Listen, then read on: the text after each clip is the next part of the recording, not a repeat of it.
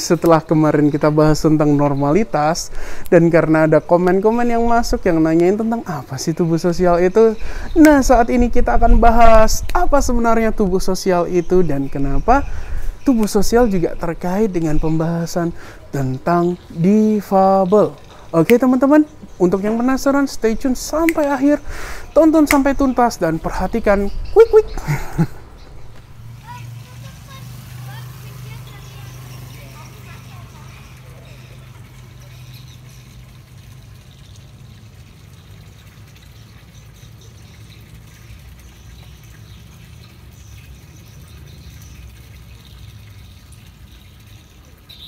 Hai teman-teman, apa kabar dan selalu antusias.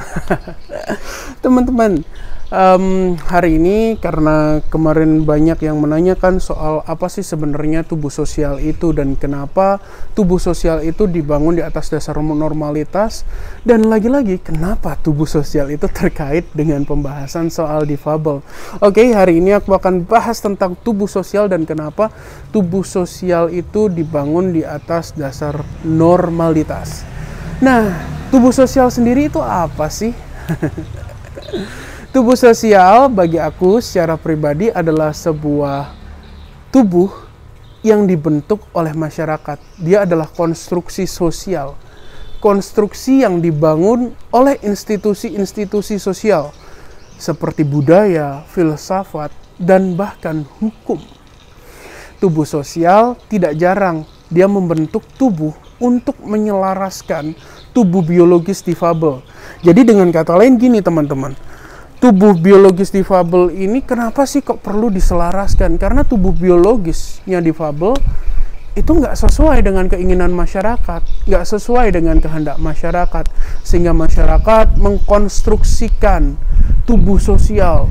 Jadi kayak semacam pakaian gitu yang bisa digunakan supaya difabel ini bisa sesuai dengan keinginan masyarakat, difabel bisa sesuai dengan kehendaknya masyarakat, tapi bukan kehendaknya difabel sendiri. Dengan kata lain, tubuh sosial sebenarnya membelenggu tubuh biologis difabel. Dan tak jarang teman-teman, tubuh sosial itu selalu dibangun di atas normalitas. Seperti yang kemarin kita bahas, yang normal adalah yang produktif, dan seringkali normalitas membedakan yang normal dan yang tidak normal. Pembedaan antara yang normal dan yang tidak normal akan membawa kita pada pendapat tentang oposisi yang benar dan yang salah, yang baik dan yang buruk. Padahal soal ini bukan yang benar dan yang salah dan yang baik atau yang buruk. Jadi sebenarnya tubuh sosial itu ya bisa kita katakan sebagai apa ya, rantainya yang merantai tubuh biologisnya difabel. Dan kacaunya memang itu ketika dia dibangun di atas dasar normalitas. Sedangkan kita sudah sempat diskusi kemarin, kalau kacamata normalitas itu kita lepas seperti ini, cara pandang kita tentang difabel tentu akan berbeda. Bahwa kita tidak akan menganggap difabel sebagai individu yang tidak normal. Tetapi difabel ya memang adalah individu yang unik, istimewa, dan difabel adalah individu yang produktif ketika kita berhasil melepaskan kacamata normalitas itu. Tetapi sayangnya, kacamata normalitas itu masih digunakan bahkan menjadi dasar dalam pembangunan konstruksi tubuh sosial difabel ini. Dan aku sering teman-teman, dalam tesisku, dalam skripsiku, aku menggunakan argumentasi tentang tubuh sosial ini. Ya, memang secara tidak langsung akhirnya difabel menjadi individu yang tidak bebas untuk tubuhnya sendiri. Dia tidak bisa merdeka atas tubuhnya sendiri. Padahal kita adalah makhluk existing. Kita punya eksistensi. Dan kemerdekaan atas tubuh adalah hal yang utama. Nah sekarang, kalau misalkan tubuh sosial itu memang dibangun untuk membelenggu, maka tantangannya adalah bagaimana sebenarnya melepaskan tubuh sosial itu. Kalau aku secara pribadi berpandangan bahwa kelak kita harus punya kebijakan yang memang tidak membelenggu tubuh biologis difabel. Kebijakan yang tadi membebaskan difabel atas dirinya sendiri, yang memang membangun kebijakan yang berdasarkan narasi. narasi pengalaman difabel atas tubuhnya. Karena apa teman-teman? Karena identitas difabel yang hidup adalah identitas yang ditulis berdasarkan narasi yang terjadi, pengalaman dia sendiri. Itu menurut aku secara pribadi. Kalau teman-teman punya pendapat lain, monggo silahkan. Teman-teman ketikkan di kolom komen dan teman-teman kita bisa diskusi sama-sama, saling belajar satu sama yang lainnya.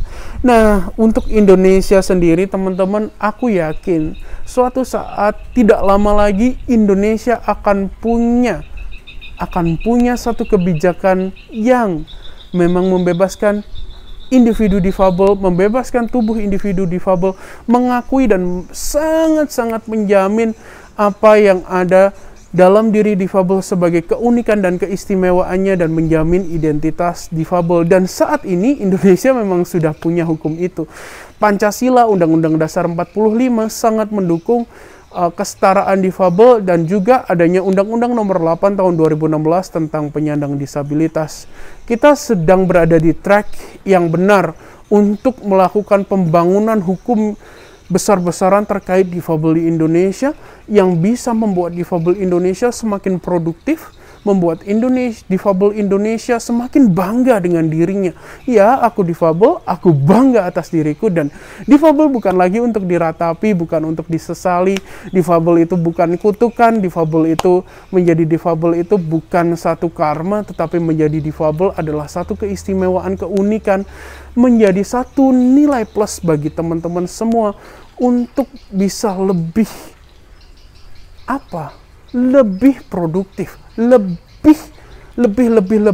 lebih lagi melampaui segala batasan dan mencapai mimpi-mimpi teman-teman.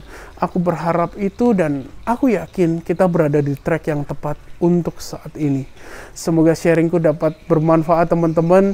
Aku harap teman-teman kalau ada pandangan yang lain, teman-teman punya pendapat yang lain yang berbeda, tidak masalah. Teman-teman justru harus ketikkan di kolom komentar di bawah.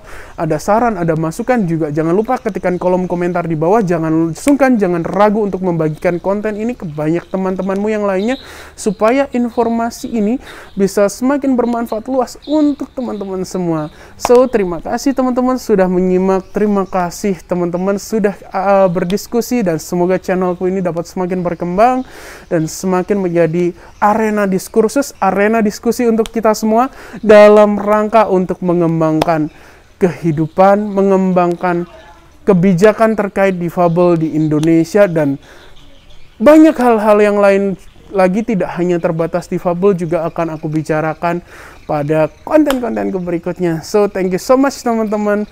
Salam antusias.